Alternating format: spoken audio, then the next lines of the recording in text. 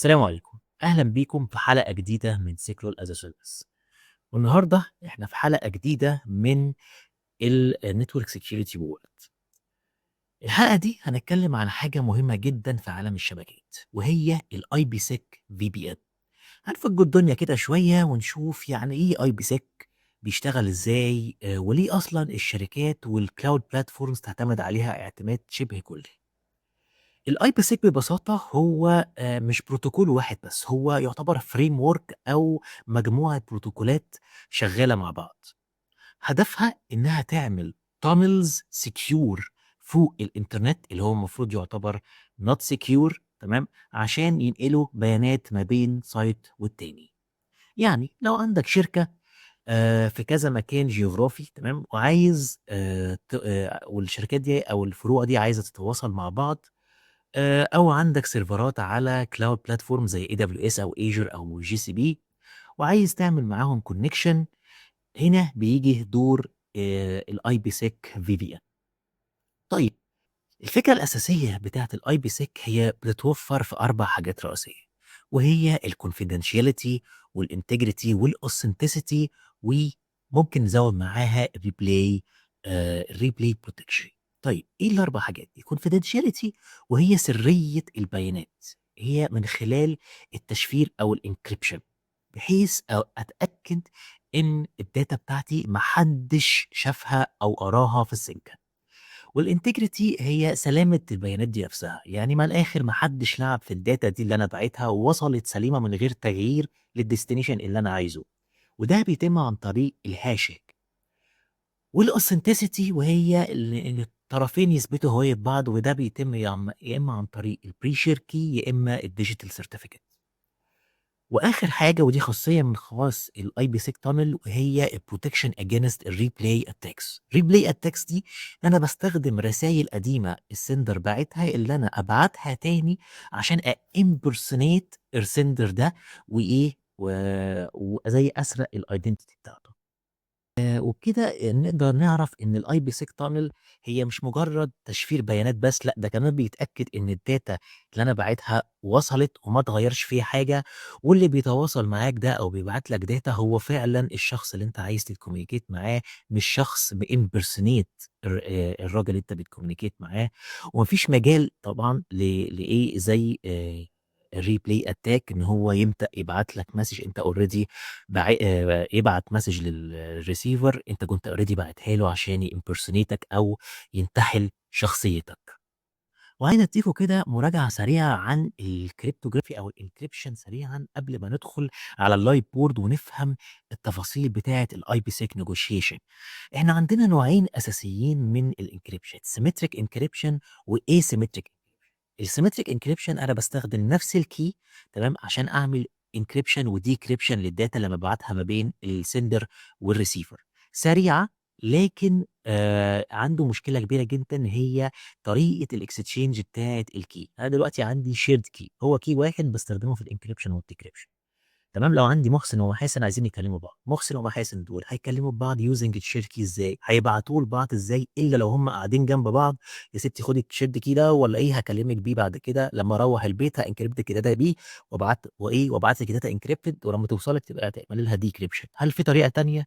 مفيش. فدي المعضله بتاعه السيمتريك كي. السيمتريك كي ده احنا عايزين نوصل له وعايزين نستخدمه دايما لانه سريع، تمام، بس مشكلته في الكي اكستشينج. طيب، تتحل بايه؟ تتحل بالاسيمتريك انكريبشن. الاسيمتريك انكريبشن هو معتمد اعتماد كلي على البابليك كي كريبتوغرافي. مبدا البابليك كي كريبتوغرافي اللي انا بيبقى عندي بير اوف كيز، عندي بابليك كي وعندي برايفت كي. البابليك كي ده ممكن اشيره عادي، تمام، والبرايفت كي ده بيفضل عندي انا ومش بشيره مع حد. لو انا عايز اعمل انكريبشن لحاجه عايز ابعتها لشخص ما، فبعمل لها انكريبشن يوزنج البابليك كي بتاع الشخص ما ده، والشخص ما ده لما يوصل له الداتا يقدر يعمل لها ديكريبشن يوزنج ايه؟ البرايفت كي اللي ما حدش يعرفه غيره. ودي بتستخدم في حاله الانكريبشن. طبعا البابليك برايفت كي بير بيستخدموا في حاجه تانية غير الاوثنتيكيشن وفي الديجيتال سيجنتشر، بس مش بتتم بالطريقه دي، بتتم بطريقه تانية هنبقى هنشرحها ان شاء الله في حلقات تانية بالتفصيل. ومعظم البروتوكولز يعني ومن ضمنها طبعًا الIPsec اللي إحنا هنتكلم عليه النهارده، دايمًا بيبدأوا الcommunication ما بينهم بasymmetric تمام، عشان يبدأوا يشيّروا ما بينهم الsymmetric key اللي هيستخدموه في الآخر في الbulk encryption والdecryption للactual data، وده اللي هنعرفه بالتفصيل كمان شوية على الlight board. فيالّا بينا على الlight board عشان نشوف الكلام ده بيقول إيه.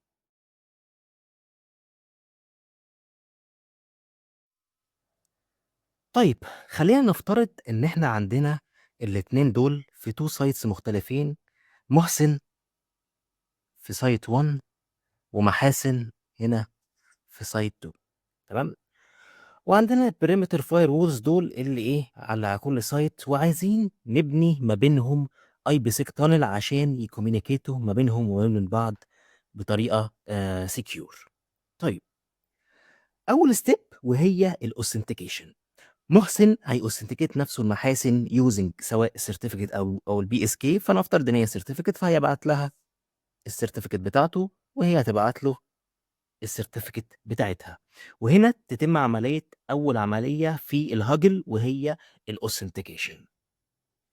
تاني حاجة كل firewall من الfirewalls دول تمام، هيبدأ يcreate حاجة اسمها Diffie-Hellman private key.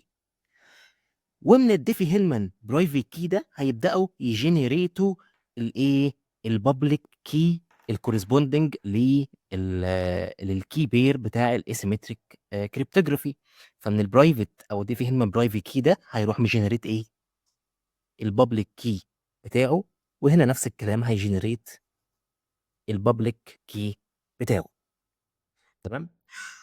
طيب بعد ما هيجنريتوا البابليك كي هيبعتوه لبعض ثرو الانترنت، فمحسن هيبعت البرايفت البابليك كي بتاعه لمحاسن، ومحاسن هتبعت لمحسن البرايفت كي البابليك كي سوري البابليك كي بتاعها. فاحنا كده الراجل ده عنده البابليك كي بتاع محاسن وهي عندها البابليك كي بتاع محسن تمام. using بقى البابليك كي فلنفترض ان انا هنا على سايت 1، فانا دلوقتي عندي البابليك كي وعندي البرايفت كي بتاعي. من الاتنين دول هبدأ اجنريت حاجة اسمها ايه الديفي هيلمان كي. فانا من هنا تمام using البابليك كي اللي اتبعت لي من محاسن ويوزنج البرايفت كي بتاعي انا از محسن هكريت حاجة اسمها ايه ديفي هيلمان كي.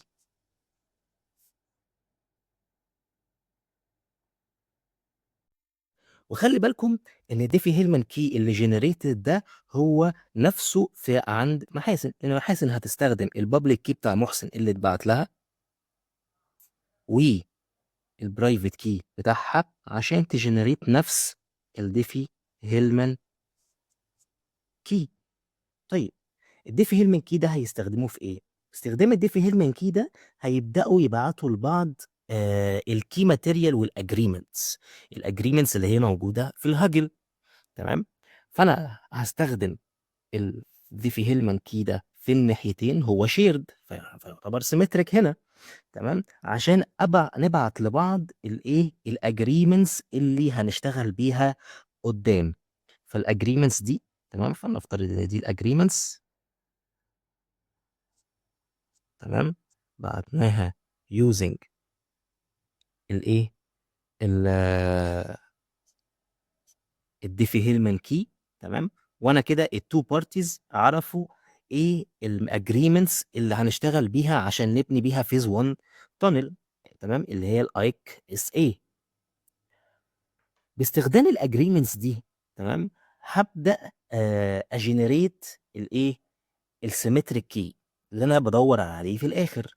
طيب باستخدام الماتيريالز بس؟ لا، باستخدام الماتيريالز دي زائد الديفي هيلمان كي.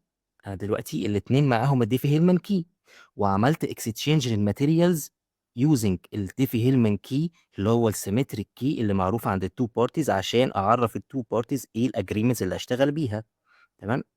يوزنج بقى الاجريمنتس دي هقدر اوصل لايه من الكي ده اللي هو الديفي هيلمان كي والاجريمنتس في الناحيتين طبعا الاجريمنتس والديفي هيلمان كي اقدر اجنريت بيها اللي هو ايه؟ السيمتريك كي.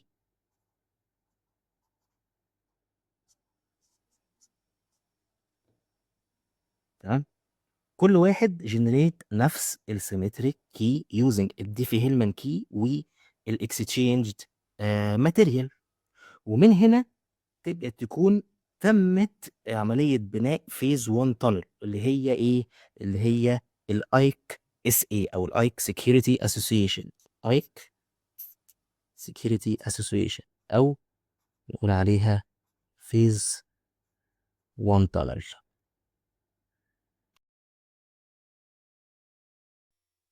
بعد ما فيز 1 قامت، ودي تعتبر الكنترول او المانجمنت تانل في الاي بي سيك في بي ان، نبدا ندخل في الايه؟ في النيجوشيشن بتاعه فيز 2، ودي تعتبر الاكشوال تانل اللي فيها الاكشوال داتا المبعوثه ما بين التو سايتس. اللي طلعنا منه بفيز 1 هو ايه؟ احنا معانا الديفي هيلمان كي والايه؟ والسيمتريكال كي. يوزنج السيمتريكال كي ده، تمام، هبدا انكريبت واديكريبت الاجريمنتس الجديده اللي هستخدمها في فيز 2 بقى، انكلودنج بقى الهاشنج الجوريزم والانكريبشن واللايف تايم بتاع فيز 2 والديفي هيلمان جروب، لو هنجوشيت ديفي هيلمان جروب جديده. كل ده بس بانكريبته يوزنج السيمتريك كي، وابدا ايه؟ اشيره ما بين التو انتيتيز او التو فاير وولز يوزنج الايه؟ السيمتريك كي. بعد ما اتفقنا على الانكريبشن والهاشنج ميثودز ما بين الطرفين يوزنج الايه؟ السيمتريك كي عشان انكريبت النيجوشيشن دي ما بين التو فاير وولز، هبدا استخدم الاجريمنت دي زائد الديفي هيلمان كي عشان اجنريت السيمتريك اي بي سي كي. فانا دلوقتي باستخدام الاجريمنتس دي، تمام، والديفي هيلمان كي، كان عندي الديفي هيلمان كي، تمام، وباستخدام الاجريمنت دي هبدا اطلع ايه؟ هبدا اطلع الشيرد اي بي سيك كي. ونفس الكلام عند محاسن، هيبقى باستخدام الاجريمنت دي زائد الديفي هيلمان كي، يطلع لي ايه؟ يطلع لي الشيرد اي بي سيك كي.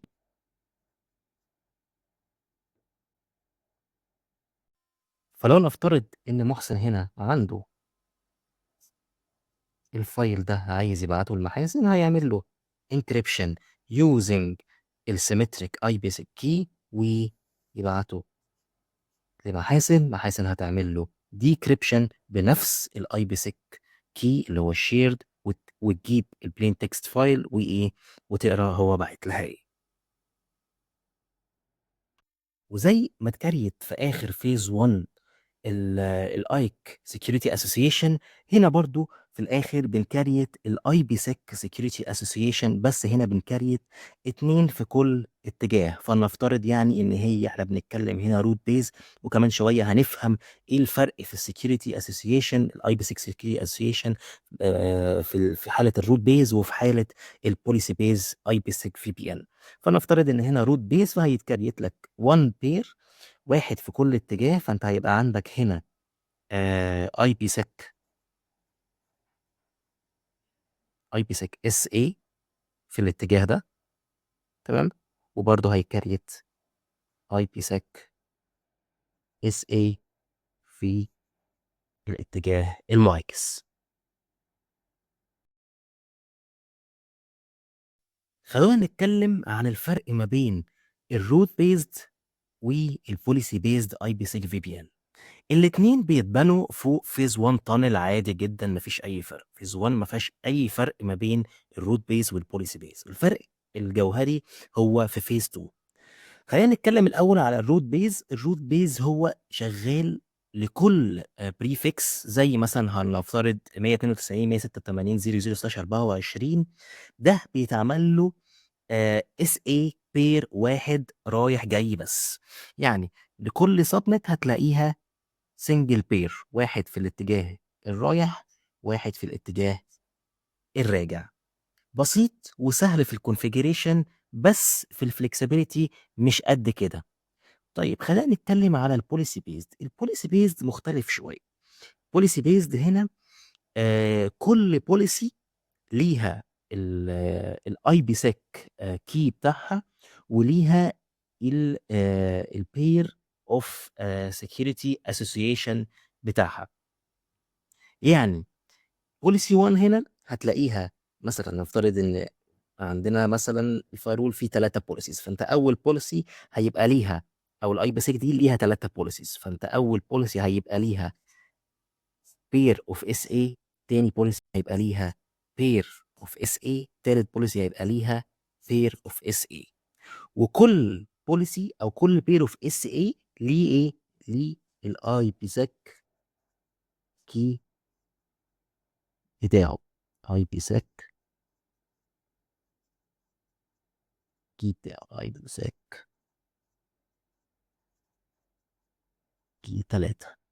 فأنا عندي كل policy ليها الsecurity association pair بتاعها، وكل policy ليها الIPsec shared key بتاعها.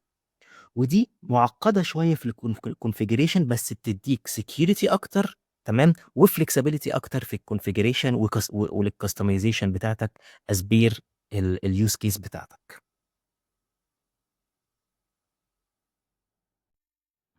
فأنت لو عايز مثلًا policy للinfrastructure بتاعتك، policy تانية للCCTV monitoring system بتاعك، policy تالتة للfinance، فأنت هتعرف تفرّق ما بين الpolicies دي، تمام، في كل أو كل التقسيمات بتاعتك دي في كل الpolicies اللي أنت تقدر تconfigureها في الpolicy based IPsec VPN. لكن لو في الcase دي مثلًا لو عندك 3 departments وعايز تapply root base، فنفترض إن ال3 في نفس الsubnet مثلًا أو متعمل لهم segregation أو whatever وأنت مستخدم هنا super subnet، فأنت قدامك هيبقى هتبقى هي pair الprefix، فأنت هيبقى عندك prefix واحد، فالprefix ده هيبقى عندك pair واحد بس ليه، فمش هتبقى حلوة أوي في الcustomization وفي الsecurity، تمام. لكن لو عايز تعمل segmentation أكتر وsegregation أكتر وcustomization للsecurity أكتر، فأنت الpolicy base هيبقى أفضل بالنسبة لك، بس هتبقى more complex في الsetup أو الconfiguration بتاعتها.